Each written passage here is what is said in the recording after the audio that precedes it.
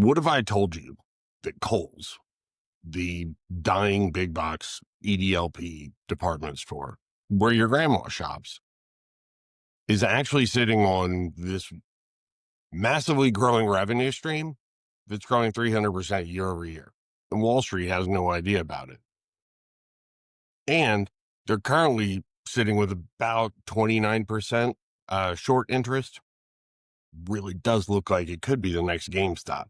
But the shorts might actually be right, unless a couple of things happen right around Thanksgiving. Hey, everybody. All right. So I want to deep dive into something I found digging through effectively retail media network data that kind of led me down a rabbit hole to this, and what might be a weirdly overlooked short squeeze setup happening here at the end of 2025.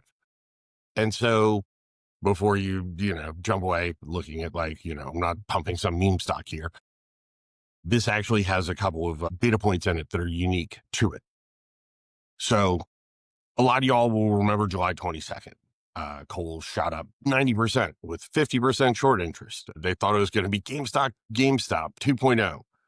Their volume spiked like 100 million shares, and then it completely collapsed. The shorts won, and the stock faded back down to where it is today, right around $15, $16. But what everybody missed is that Kohl's actually has something running in the background that could really change the game. And on November 25th this year, they're going to report their Q3 earnings. This is looking at stuff on October 21st, 2025, just to give you guys a heads up. What I could find from the days that I had here, the current stock price, $15.50. Short interest was 28.54% of float, so about 32 million shares. Current days to cover, 4.96. 98% of its institutional ownership with a market cap of 1.18 billion. So with this setup, it's either going to zero it or go straight to the moon, which is why one 3-digit number could really determine everything. Okay, so let's be real here for a second. The shorts aren't wrong. Kohl's is in massive trouble. Sales are down 9.4% year over year in Q4 2024. They've had 4 CEOs over the last 3 years. Their last CEO got fired after 106 days because he kept giving contracts to his girlfriend's company. Their interim CEO has been in the position now for almost 6 months. They've closed 27 stores. They cut their dividend by 75%. The stock's down 26% over the last 52 weeks. So they're a dumpster fire. Department stores now represent just about 2.3% of U.S. retail, down from almost 10% 20 years ago. Even Target is struggling with negative comps year over year. If Target can't make it work, what chance does Kohl's have? So the shorts, their thesis is simple. Amazon killed them, game over, Wall Street agrees. The average target price is $11.88, which is 23% below the current price. And honestly, they're really not wrong looking at all the metrics that matter. According to Wall Street, Kohl's might be secretly becoming a tech company. So what 99% of the institutional investors aren't looking at and likely won't understand. Every major retailer is building an advertising business. They're called retail media networks. I've posted videos about them before, but effectively, think about it. You search for shampoo on Amazon, the sponsored listings, those run up at the top, right? That's retail media. It's insanely profitable. 70 to 80% profit margins versus 3 to 5 for retail or 1 to 3 for grocery. Amazon makes $47 billion a year from advertising. Walmart Connect is a $4.4 billion business and growing 30% year over year. Target's Roundel, right around $500 million.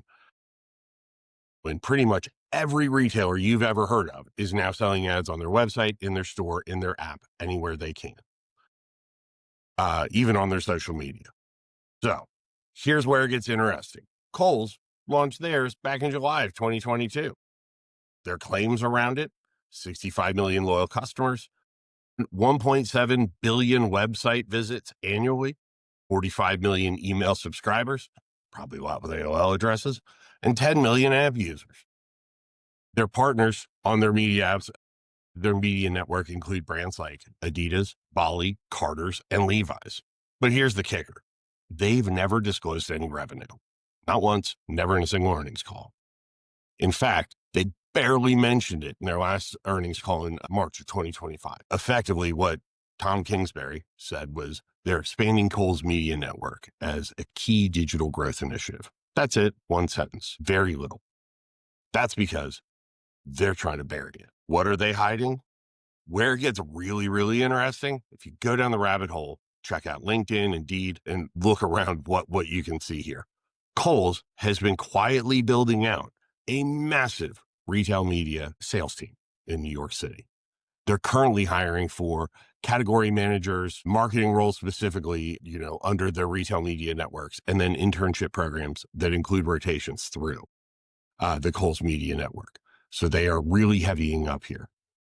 An intern posting, marketing interns can be placed on teams, including Kohl's media network. They're really trying to bring people in from the ground up and build it out. Specifically, they're bringing in interns to help drive up the social side of it and sell that. Their CMO said in 2022, they've been rapidly scaling this business and the team. But what's really interesting, they're already charging super premium CPMs, cost per thousand, for ads. BCG estimates that retail media will grow about 25% per year, reaching $100 billion over the next 5 years. Kohl's wants a big piece of that pie. Now, here's where the math kind of goes nuts. Kohl's claims 1.7 billion website visits, but let's do some quick math. Industry average CPMs. Google, looking in the $4 to $6 CPM range. Facebook, 5 to 10. Amazon sponsored products that, you can, if at the low end 3, high end 7 or 8, kind of overall in retail, if you're looking at somewhere between, a $5 and $7 average CPM. So if Kohl's is even averaging, right, at the low end, the 5% or the $5 CPM on just 10% of their overall traffic, that would be on 1.7 billion visits, 170 million ad impressions, which at a $5 CPM would be $850,000. So if Kohl's is getting even a $5 CPM on just 10% of their traffic, and they average 3 to 5 pages per visit, let's say 5, that means effectively you're talking about somewhere in the neighborhood of 8.5 billion page views. At a $5 CPM, should be, you're looking at about $4.25 million there. But that's just the display ads. That's not covering sponsored listings, email advertising, app notifications, social targeting, in-store omni-channel opportunities. Conservative estimates, kind of overall, would be, a run rate right around 200 to 400 million. If they're really drawing in a huge amount of interest and seeing growth, which they may be due to inflation and other things driving more people into EDLP shopping, they could be sitting on something in the neighborhood of $400 to $500 million at scale. Probably not this year, but likely in the next 12 months. So at 80% margins, even at 200 million in revenue, they're looking at 160 million in pure profit. So if the setup is so good, why didn't this happen in July? Great question. On July 22nd, they had a mini squeeze on Kohl's. There was 49% short interest, higher than the current 28.5. The stock surged 90% to over $20. Credit went crazy. Volume hit 17x normal volume. Then Goldman Sachs raised their price target from $5 to $7. Right. In the middle of a rally, Goldman said the stock was worth $7, and then it collapsed. Why? 3 reasons. There was no fundamental catalyst. It was purely technical. There wasn't actual news that had driven this. 2, the no options gamma. The put call ratio was still bearish. There was no call buying going on underneath of this, right? It wasn't targeted in a wide enough way to actually drive something. And shorts knew the business was still deteriorating so effectively, there wasn't any sustainability. But November 25th could be very, very different, because if the earnings provide that fundamental catalyst, and if they update the retail media number and drop that bomb. So let's look where we are today on October 21, 2025. The price here is $15.49, up from the April low of $6.04. Year to date, it's up about 15%, and the beta is 1.74, highly volatile. Trailing on their PE ratios, and generally their forward price to earnings is showing pessimism. But their price to sale is ridiculously cheap. And so 31 million shares are shorted, down from 53 million in July. 28% of it, of the float, down from 49 in July, with about 5 days to cover, down from 6.6 in July. And the borrower's fee, relatively low. So the shorts have been covering. They're less exposed than back in July.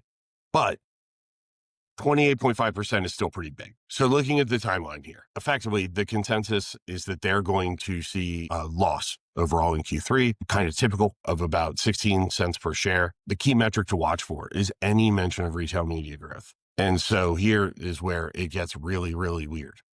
Wall Street, especially the algorithms that run a lot of the trading, work completely on the algorithmic buying. And so effectively, they're watching the earning calls and the transcripts. So as soon as they see retail media network and growth, they will immediately start buying. This has been tracked and happened before. You can look when Walmart first rolled out their earnings, when Target did as well, and Kroger, after launching their retail media network earnings, they saw increases of about 20% over the next quarter in their stock price, purely off of this. So this is not without risks. So they have never before mentioned retail media network revenue, ever. That's either intentional sandbagging or something's going on. But they have been hiring like crazy around it. Also, second red flag here, their interim CEO is still there after 5 months. They don't have permanent leadership in place, but the appetite for retail media is so high with advertisers, it may not matter. And in Q2, they showed their sales were down 5%, with Q3 guidance of -4 to -6. They're still bleeding. They owe also a lot of money. They owe $7 billion with about a market cap around $2 billion. And so, also Morningstar says this stock is currently trading at almost a 400% premium to its fair value. So if nothing happens, it should stay in the same range, right? If, really here, if they have bad earnings, price will drop. Modest earnings may bump up a little bit. But in that outlier kind of black swan area, if they were to report on retail media network earnings and had a benefit of flat to slightly up in-store sales due to inflation forcing more consumers into EDLP, that would trigger a much larger price increase, which would be that kind of motivating factor that needed for a squeeze. So it seems like Wall Street bets. I'm no expert, but it kind of feels like they gave up on Kohl's after July. And, people are watching, but like a lot of the posts are very bearish, kind of looking at it. High short interest is a prerequisite for a squeeze, but not enough. 61% short interest is notable, but not extreme like GameStop's. And so the sentiment's kind of dead. No real viral posting. There's no roaring kitty kind of leading the charge on this one. But that might actually be good. Kind of traditionally, the best squeezes have always happened when they're unexpected. Meanwhile, smart money has been quietly positioning. Recent activity kind of shows their board members have bought up quite a bit of stock between August and September. So they might know something the rest of us don't. So I am by far not a financial advisor, and I do not do financial advice. So please do not consider it that. It is simply that the publicly available data in this case and the unique circumstance of the retail media network and how Wall Street has historically reacted to high margin ad networks attached to retail businesses kind of makes us a unique. And more than anything, I would like to ask, for feedback and to see if anybody is seeing things similar. Outside of that, if you kind of were to look, I think it's only really lottery ticket kind of calls that I would put on this with whatever money you were willing to throw away on the Mega Millions would be a good one. So this is certainly not a go all in sort of things, because overall, dude, like their fundamentals are like their shopping experience, like they're hot trash. And so let's not pretend. This may just be a effect of the market and kind of what's happening. And so, overall, the shorts are completely right here. Kohl's is likely dead. Sales are declining. No permanent CEO means that nobody wants to work there. Massive debt. And they're losing massively, to Amazon, Walmart, Target, and even TJ Maxx. Sometimes, once in a while, dying companies can pull out a bit of a surprise. 28.5% shorts, still a bunch. They've been suspiciously quiet about the growth of the retail media network, despite the fact they've been hiring in here like gangbusters. And the price has increased, which, from public reporting on the trade desk and other sides, the price is up 370% year over year from where it was. So when it comes up, when they go to announce earnings, I just like put a marker. If Kohl's announces, 300% retail media growth, I don't see how their stock stays below $20.